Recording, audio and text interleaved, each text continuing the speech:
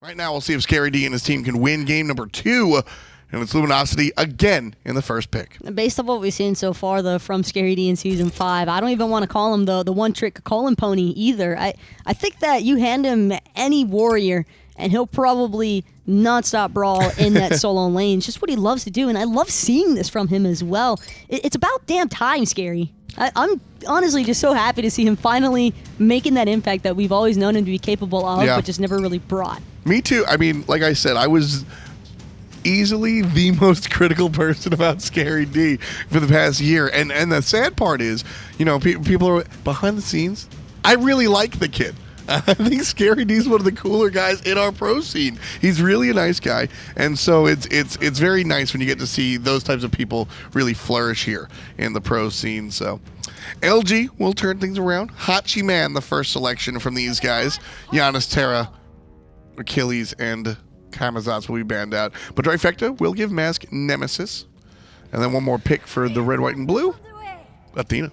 Interesting, though, that they would actually opt to ban away that Achilles. And I think this is also Trifecta kind of just hoping that Luminosity maybe might prioritize something else other than the Nemesis. It's a little surprising, though, I will admit, because Weekend also plays a decent bit of Nemesis, and I'm just a little bit surprised at Nemesis. Nemesis! We're all thinking it. We're all thinking it. It's impossible not to. But we're all thinking the Arachne as well.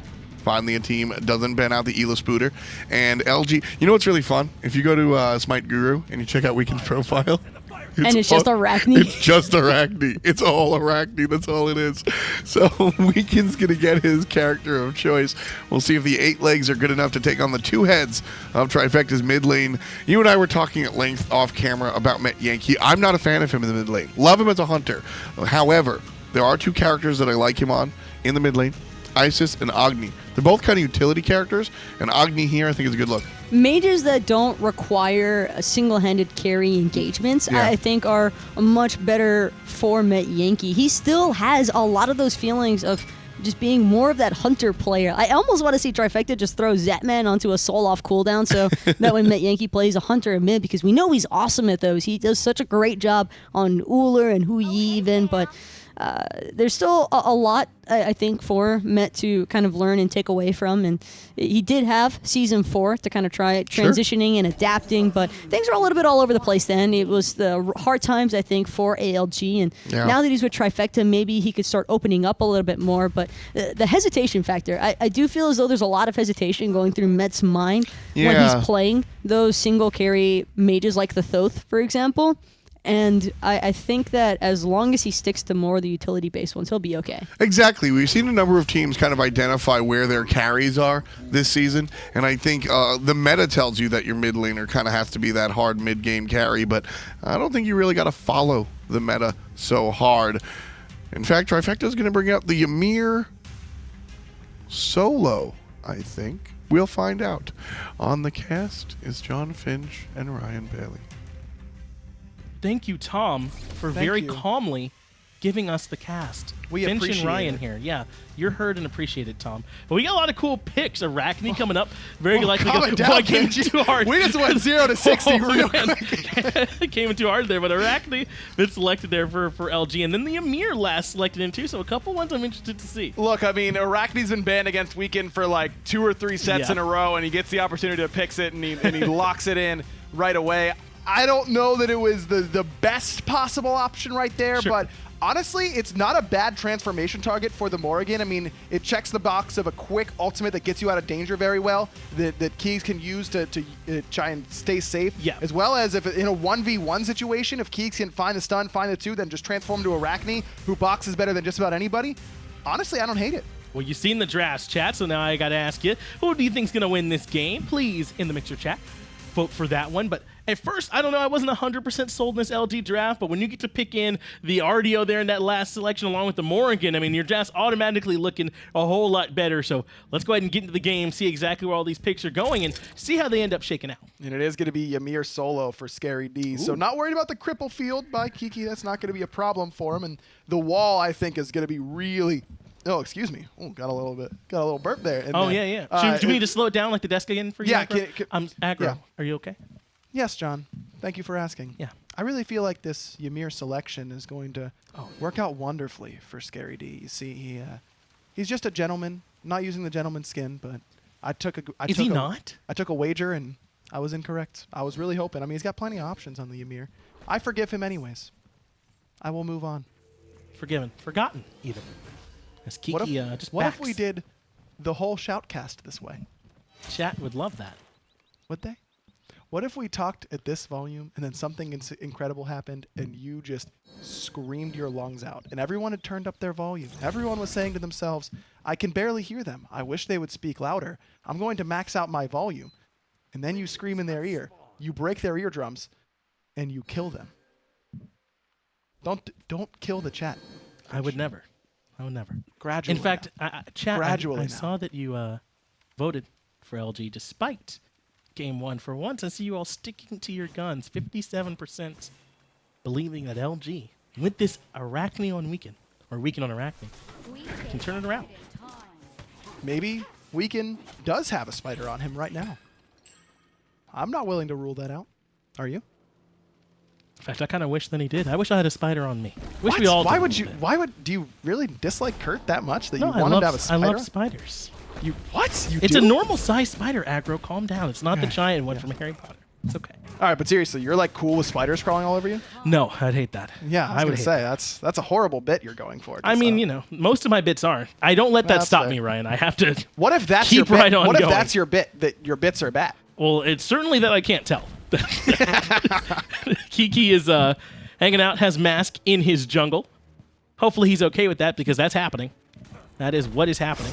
In fact, they're pressuring him pretty well. Level 1 still. Now they have a chance to go try and take away this blue buff, and Weekend still chilling in the mid lane, so that'll almost certainly happen, but he finds Metyankey underneath the tier 1 tower. Sorry if your volume was up, but Weekend's turned it to 10 already. Blink forward, finds the Agni in the mid lane there. Zap a little bit off the mark with that knockup. Probably no kill potential on NotGeno regardless, but now Weekend's going to meet up with Mask. Just stole away his XP Harpies. Mask still has the dash, but the web's already on him. Mask got a ton of trouble here. Right into the root, and going to be able to follow that one up as Weekend. Nice. 2-man freeze is going to get him on out of there. Scary D keeping Mask in the land of the living. Now, really good freeze there by Scary, and I was talking about the wall being the real reason we see this Ymir solo selection, and it is very good against the Hachiman. That horse isn't going to get him over it. Keegs is going to have trouble with it. Kiki will as well Geno, but those things are all great, but also when assassins are going blink at level 1, you get a chance to just get freeze them. It's really strong. Calculated as keegsmate is able to find the kill onto Zapman with the rotation for the mid lane. NeiruMah gonna have to keep on running, and Clout was never even close to falling there, Ryan. Able to find the second kill of the game is LG. Chat, maybe you were right with that 57% in LG's favor. They look good so far. And that's what you want to see if you're a Luminosity fan, is Weekend getting off to a good start and Keys getting off to a good start. Now, Mask again, low, but with Metyankey in tow, might be able to stay safe. Weekend's got that blink up in 5 seconds, but Mask has blink up right now and is going to use it to make sure that he can't get chased down. Realize that he was in some dire straits. Kiki going to be dashing and aggressive to the wave, looking for more damage. Scary D unafraid to keep on swinging. Don't forget with that passive, he is going to get a little bit of extra damage on those autos after he uses abilities. So going to be seeing plenty of Ymir swinging the club, and Scary D, he's going to continue to do it over there in the solo lane. But you talked about a little bit, Ryan, that you want to see Weekend, or that if you're an LG fan, you want to see Weekend get off to a good start. To be fair, he got off to a great start last game too, and what Trifecta did was they held on. They didn't lose too much in those fights until finally they got a deicide and just ended it. And honestly, this team composition for Trifecta can do very much the same thing. Their turnaround potential is really, really strong just because of those Ymir walls and because of the freeze and CC chain potential. I mean, you're talking bomb stun, Ymir stun, Athena taunt, Jingwei knockup. You've got plenty to worry about, and that's before we talk about the nemesis that Mask is on. So as long as Mask doesn't fall as far behind as he did in Game 1, this Trifecta composition looks really good to me. That's going to be the plan here in Game 2, but already off to a bit of a rocky start. LG got the first 2 kills, and they're on Weekend and Keegs. And what we saw from Keegs was something we don't always see, an early rotation from the mid laner. Those can be very powerful, especially on someone here like the Morgan, where he caught the dual laner Trifecta, pushed up just a little bit too far, and able to bring down Zapman, who was kind of ahead of Clout in the dual lane, or at least controlling it for most of last game. That's what you need, because if you're giving away control on something like an Arachne this time around, it's not going to work out for you particularly well. But Mask has done a good job of controlling those XP Harpies on the right-hand side, so that's something to keep an eye on. Is Weekend going to fall behind in farm because of the steal aways by Mask? Now, the first blood has boosted Weekend's net worth to the point where, despite losing 2 of those camps, he's not behind, still a little bit ahead. But without that bounty, Mask would be in the lead there. And this is a little bit more of like what we normally see from the teams Kiki's on, where they'll kind of leave him on an island a little bit over there in the solo lane, and that's been the case this time. Mask has put some pressure on the solo side, and as you said, it results in some of that farm for Weekend getting stripped away as well. But this time, Kiki's on the RDO. Once he gets to a certain point in lane, he won't have too much trouble sticking around. And that's kind of what you're looking for from Trifecta and Luminosity. When you're sticking Guardians in the solo lane, you're not really looking for the 1v1s in the lane. You're not trying to solo kill your opposition. You're just waiting it out until the team fight phase. And with the way Scary's been team fighting, I'm fine with Trifecta picking him whatever they want in that solo lane as long as he doesn't lose the matchup too hard. Scary's been playing so well when it comes to the grouping up and the team fighting that I really feel like he's going to have a good chance to outplay just about anybody there. Gonna need to make sure that he positions himself well as Weekend is here in the jungle. Does end up proccing the web, but the wall creates some space. He goes right into the shards of ice. And Weekend cannot stand in that one. He ends up backing off, and Scary D survives, at least for the moment. As now, he has a little bit of help coming in from Mask. Kiki forced to dash away, using the shield to avoid some of Weekend's damage, and now Trifecta continuing to push, even using the dash. That's the early rotation here from NeiruMah as well. That'll force Weekend up into the ultimate. He looks like an octopus up there. It's like ink blots, like blotting out on the web. It does kind of look like that. Like an upside-down, wall-crawling octopus as keegsmate's able to find Metyankey in the jungle. I don't know how much help he had on that one, but able to find another kill. He could be, though, long gone over here. Going to be able to sneak away using that invisibility and has a chance to start trying to back. No way. Zap's got to find him, and there he will. Zap going to take a decent amount of damage, but not going to end up mattering. Zap, nowhere for him to run to, yeah. Mask has no respect.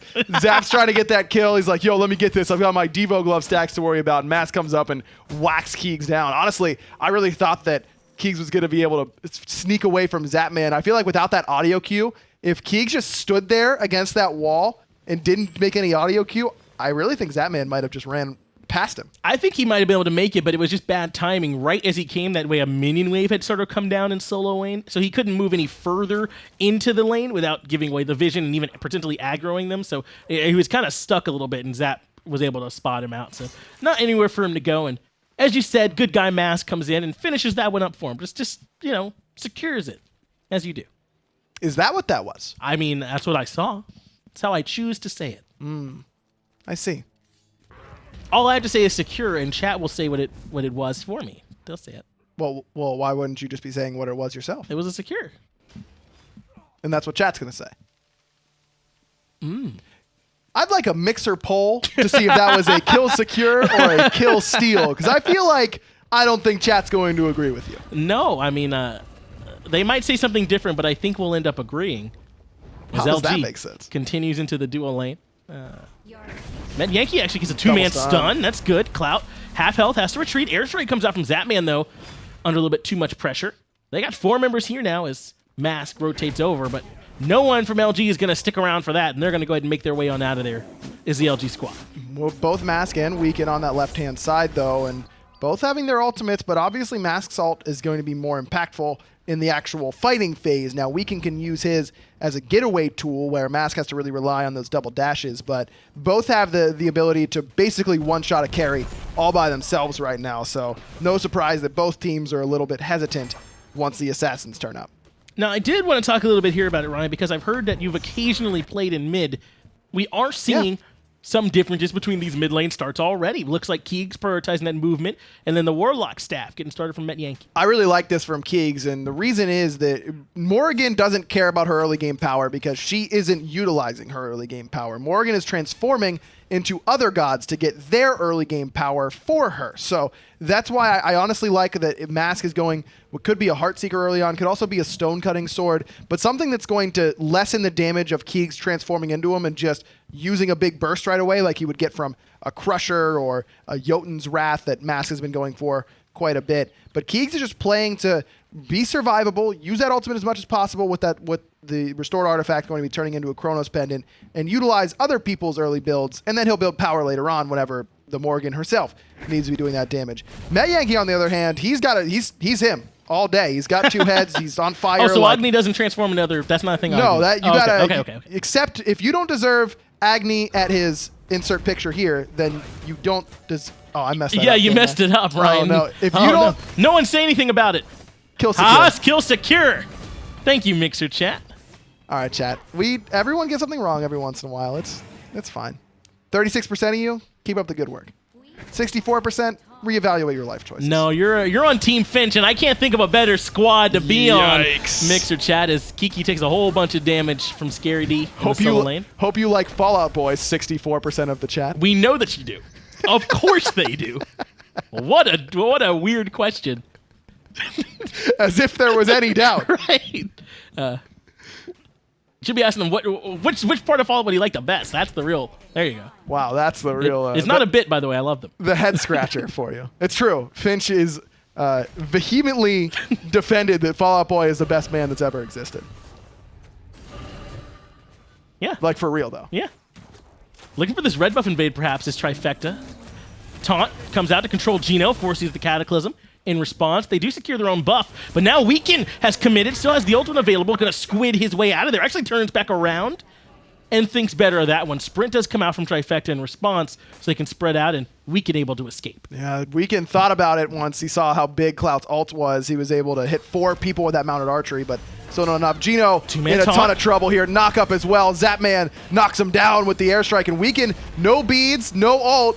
Probably going to be no life here. NeiruMah grabs a kill. And just like that, the kill count evened up 3-3, and Trifecta trying to uneven it as they look for keegsmate. I think he might have dashed in aggressively because he is not, or wasn't Keegs rather. It was the Morgan. Zapman is the one that ends up finding that one and evens it on out, and that's gonna be enough to make it 4-3. Trifecta looks so good in that team fighting in the jungle. Yeah, I don't know that Agni's the best transformation target there for Keegs because stacking items don't work the way you want them to as a Morgan player. You're not going to receive those stack bonuses, and Metyankey has Warlock Staff that's halfway stacked, which doesn't matter to Keegs on the transformation, and Boots too. He's not going to be swinging, to say the least. It's going to be not a lot of damage. Some decent control, but feel like something like the Ymir even would bring more control and damage than the Agni transformation there for Keegs. Or leaving. Or leaving. Could have been good also. You don't have to transform into that either. You can just go. Well, you could transform into something. You could squid away. That's true. You could become a bear and kind of waddle away. And eat honey. Really? That again? I mean, as long as it's still true, then why not go back to that? If I could turn into a bear, I totally would. Bears are really funny. Like, they do funny stuff. They also, like, maul people, which is less funny, but... Could be some trouble here for Weaken. Still has the ultimate available, so he's going to be able to get on out of there and squid away as we've coined it here now. Red buff has respawned again. That's how long Trifecta has been over here in the jungle of LG. In fact, they're going to be able to take this one away this time and give that to the only person it could have possibly gone to, Zapman himself. Going to have that on the Jingwei. And why not? He's looking good on it. Kind of came up with the hero play for them last game, or at least was able to rotate in the back end and find all those last hits and turn that fight around. As Ultra comes down to Kiki, finds the 2-man stun. Defender of Olympus is being committed as well. Taunted, back in, wall, going to give him less options to try and escape. Freeze now to control the bear, and with the Shard Device committed as well, that's going to be a kill for Trifecta in the solo lane. That's just what you're looking for Scary to get ahead, just like he did in the last game. Wasn't going to be able to outright carry all by himself, but felt like it at times in team fights, and getting him ahead and keeping Kiki down, certainly a good idea. I mean, look at the net worth charts, almost 1,000 gold in the lead for Scary D, and that's the first time anyone's really showed up to that lane from Trifecta. It's all been about these blue buff invades and pushing the wave underneath the tower. And we talked about how Mask ended up last game behind Weaken. This time it's the other way around. Weaken 1-1-0, level 10, as opposed to Mask, who's level 13. And we've kind of seen why. Very often, Weaken has to use his ultimate to disengage and can't go in. And that's kind of what you're looking to make Arachne do, that you have to make her feel uncomfortable. If you're letting Arachne just sit on top of your mages or your hunters, and she's going to eat them alive very, very quickly at that. But with how well Trifecta has turned to help wherever Weaken is going, and that's kind of the adjustment period, right, where people bring out the Arachne and everyone forgets exactly how much damage she does and what you have to do against her to be effective at a high level. I mean, everyone knows in the SPL what Arachne's abilities do and that what kind of damage they do. But having that exact number in your mind is really, really important. And also knowing cooldown timers. It takes a little bit of time to get used to a god like that you haven't seen in a little bit. It feels like Trifecta has done their homework and feel pretty comfortable playing up against it thus far. But we have seen teams shut down Weekend's Arachne in the early game and then come back and he makes some crazy play and kills a couple. So watch out for that. That's it. Cataclysm taken away from Geno just like that in the jungle. And again, Trifecta here to try and contest the red buff. Not going to be able to take it away this time, but they got what they wanted off of Geno, and they didn't commit really anything to set that one up. No ultimates or relics used. In fact, Mass only just now getting the blink back.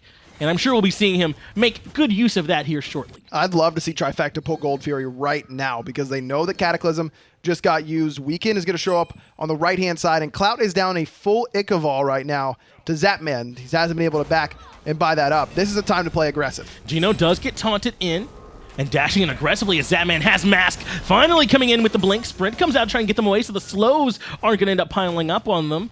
So they're not going to be able to find the kill on Geno, but they do force him away. Now they can turn their attention back towards the jungle.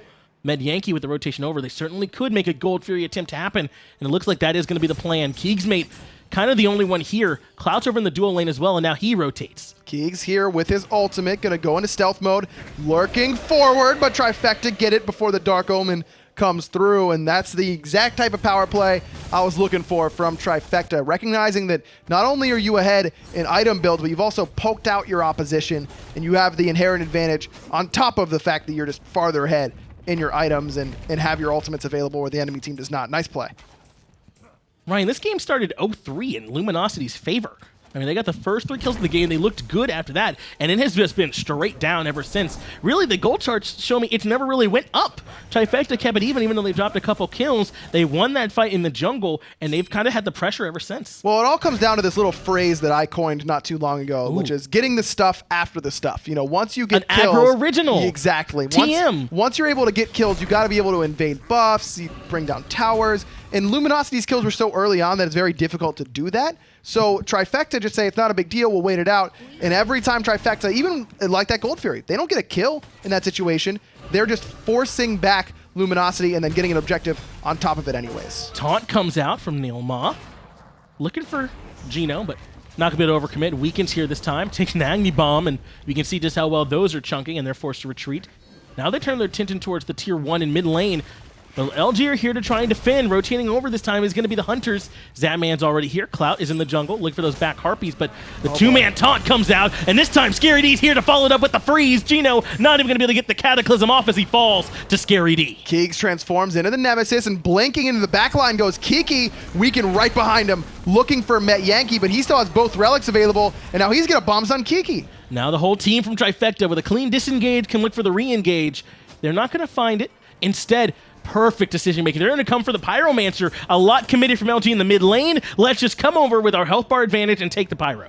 Kiki the only one here, but no blink and really not a lot going for him in the build right now either. Again, the blink over the Thorns this time around, being behind already. I'm not sure that Kiki's thought process may be that Thorns might not just help him that much because he's so far behind as it is. May as well try and use the blink to help be an initiator. And Luminosity's comp can struggle to initiate as it is, but once Geno hits level 12, that Blink Cataclysm becomes a great initiation all by itself.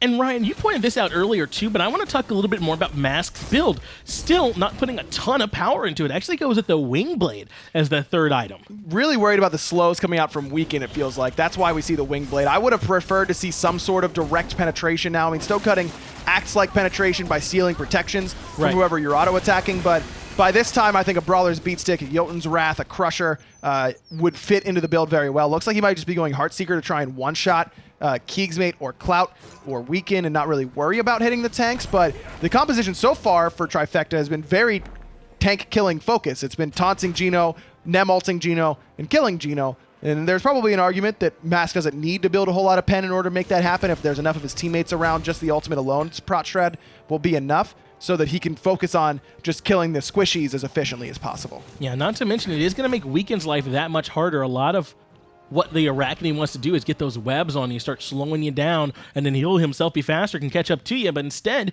Mask is going to kind of zip on out of there, and any chance Weekend might have to catch him out in the jungle is even further diminished. And Zapman, again, just ahead in this lane, and really has been for what feels like all game long. Clout has not been able to make an impact. I mean, he did in game 1 with that one play, but outside of that, Zapman really felt like he was getting the better end of this Hunter matchup, both in lane and in the team fights. It was a nice play, though. It was a really nice play. Yeah. It was really sick. 4 members of Trifecta are here. No Gold Fury, at least for another minute, so they just want these Oracles, and they want them bad. They're going to get them. That's a red glow. That's Trifecta every day. And this is where it becomes scary because of the CC that Trifecta has, and Geno's going to find that out Scary stayed in solo. firsthand. That's my thing, and don't take it from me. Geno has to use the sprint and the ultimate in order to get away. And now Trifecta is going to have their stuff ready for when the Gold Fury respawns in about 45 seconds. Nemo won't be there. And in fact, Mask actually used the beads to try and confirm that kill, so not nearly as bad for Luminosity as I thought. So you have stuff after the stuff and the player name bit thing? That's all you? Yeah, kind of. I mean, I just want you to ask me if you can do that next time. Like, right. We didn't really talk about it beforehand. I can loan it to you for sure. Your secretary was not in. I tried to get a meeting with you, and she wasn't there. That's ridiculous. What am I paying them for? I mean, here's the... but I will say this. To FDOT, you always have permission because FDOT really dislikes it, and so I want you to use it as often as possible there.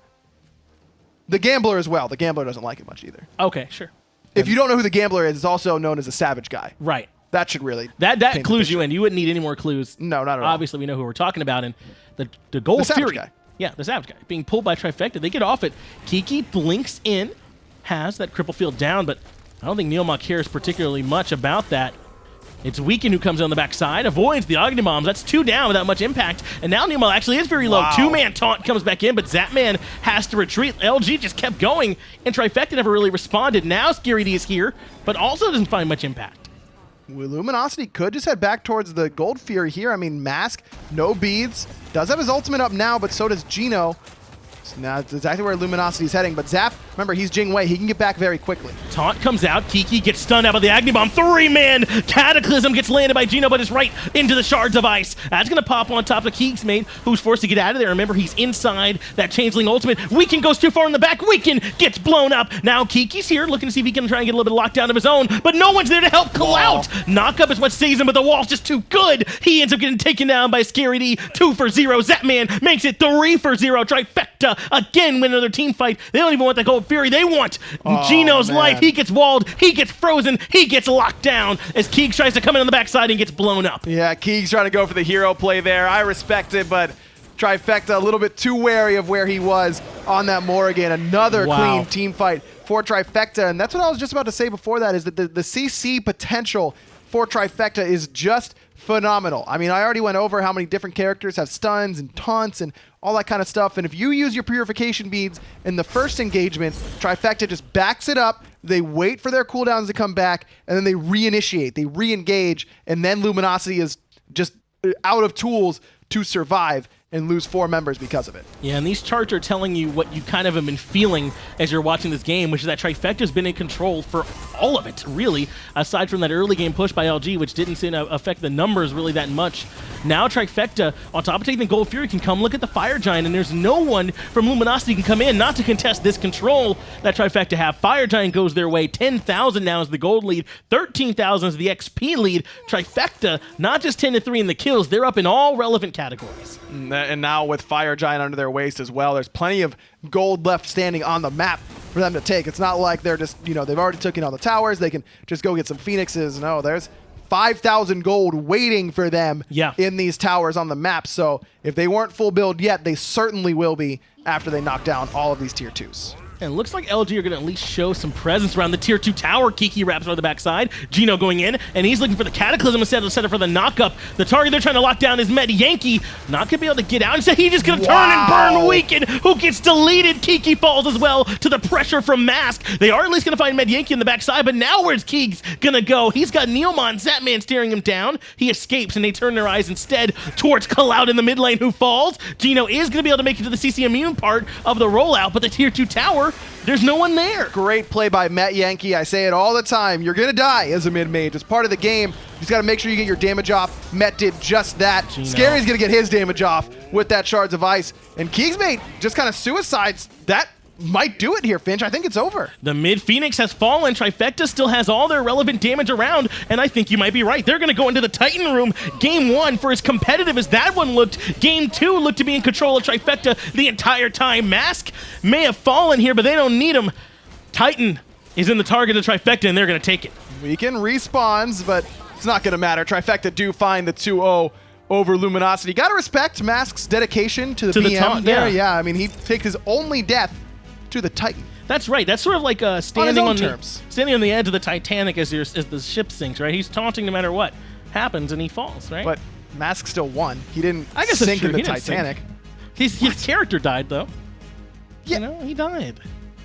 Finch, I just Who was the ask them MVP, who they chat? think the MVP is. Thanks, Yeah, Ryan. I didn't please. even need your help there. Who was the Sure you MVP? didn't. Mixer chat, please, in the poll, let us know who it was that you thought was the MVP. A lot of good choices there on the side of Trifecta. They looked great. It's true. They really did. As a team, I mean, Mask was 5-0 before he went out on his own terms. Scary Deke, again, controls the lane on the Ymir. Kiki never had a chance to play aggressive. Yeah, that's going to do it for that set. Not entirely, though. We are going to get that one broken down. Let's get it over to Tom and Taco on the desk. Thanks a lot, guys. You know, I can't tell the difference between Finch and Aggro. They're wearing the same clothes. They look exactly alike. It happens from time to time, and Thanks for the backup, Cute. Taco. it's cute. I'll give it to them. I mean, they chose to match today. Twinning. Tomorrow, Aggro likes Fallout Boy too. Clearly, that's Oh. what we're getting at here. I'll wear the cheetah print next. Today, Trifecta's wearing the cheetah print as they win 2-0 above Luminosity. Game 1 was a little bit closer.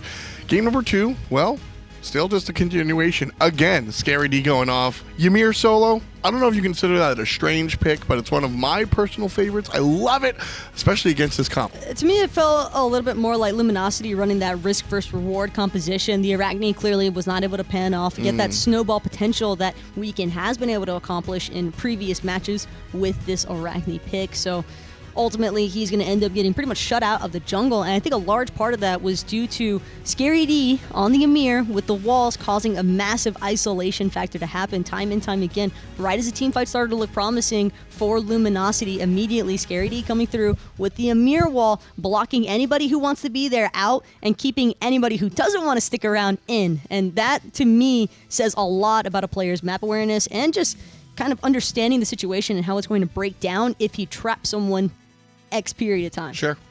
And what a surprise. It's Scary D again as the MVP. You know, I'm just going to record myself saying that because this guy has been coming out and winning it all the time. 3-0-7 there on the solo lane Ymir. And, you know, I like what you said before. You said Ymir isolates the opposition. Oh, God. I'm telling you, it's not intentional. I swear, I don't even realize it half the time. I was trying to figure out what that look was for.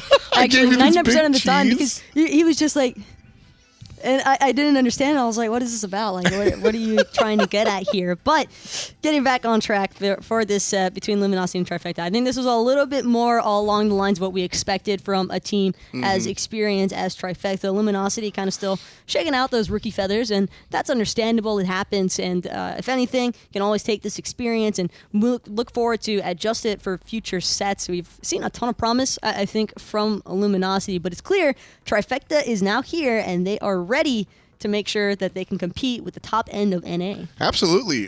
See, like I said, everything kind of lining up for Trifecta here. My question, we're 4 weeks in. This is week number 4 of a 6-week split.